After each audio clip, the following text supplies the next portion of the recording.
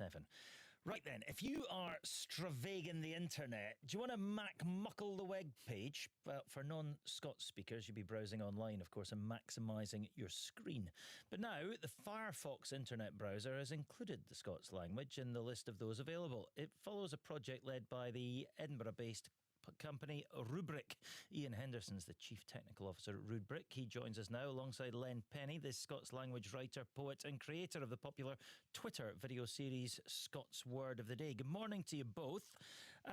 Ian, let me come to you first. Why are you doing this? How did this all come about, and what's the point behind it? Well, our whole business is based on making information available to people in their native language. And it was really something that Iona Fife came up with about at the beginning of the year when she asked Spotify or managed to convince Spotify to put Scots as a separate language. And that's when it struck us, well, actually, there was no major software in Scots, and that's when we then started this Scots project. So how's this going to work? What will I notice if I go to the Firefox browser? Is everything on the screen in front of me going to be in Scots? No, it's not, because there are two parts to the browser. One is the content that could be in Chinese or in French, and then there is the software itself. So if you go in and you want to make some changes to the settings, that's where the settings such as MacMuckle or MacTotty will appear, as opposed to maximize and minimize. Yeah, okay. Len, are you expecting much interest in this, or is it more just about the recognition and the credibility that it gives the language? Absolutely, I think people... Oh, sorry. Oh, so no, Len. Sorry, that one's for you, Len. Sorry.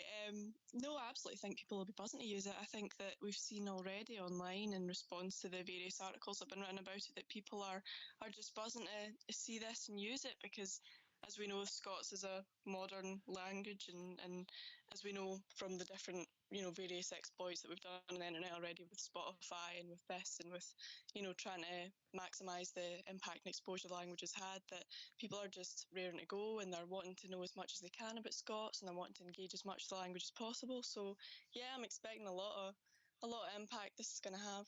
It's been seen in the past as a bit of a niche interest, the kind of, the fostering the development of Scots. But how popular, how are you seeing it grow, the interest at the moment? I mean, I would disagree that it's been niche. I think people have always wanted to learn and explore it. I just think the resources haven't been as available, and I think the academic side and maybe the as we see now, the technology side hasn't always been there, but the interest always has. I mean, people have been speaking Scots as long as Scotland's been a thing. So yeah, we really hope that the language can continue to grow in this little sort of mini renaissance and resurgence we've seen in people's interest and confidence in the language. And why is it so important that it does? What does Scots give us? Because Scots gives us, stuff we already have. It gives us a culture and a language and a heritage and a real sort of, a place and sense of home. And that's not just for people who are born in Scotland. It's for people who come into Scotland as well. A lot of the people who learn Scots and use Scots at the minute are new Scots. And that's an important thing we have to acknowledge and recognise, that, Scotland is such a diverse and multicultural nation that we owe Scots, that kind of time of day, that people can learn it and speak it when they're not even from this place. Yeah, Ian, this project is merging in, old traditions, old traditional language with 21st century tech. Are tech companies good at considering this kind of thing, or do they take a bit of nudging? I think the tech companies are always looking at expanding their reach, and they realize, if you look at tech companies 20 years ago, they were only publishing in English. And now companies like Google and Microsoft are pushing 200 languages. And this is the way that tech is going to reach more and more markets. But just come back to the point about why this is important. I think it's very important for us as Scots that the Scots language is valued for what it is, because if we think that we're speaking an inferior dialect, we'll think ourselves as being inferior to other people, and we're not.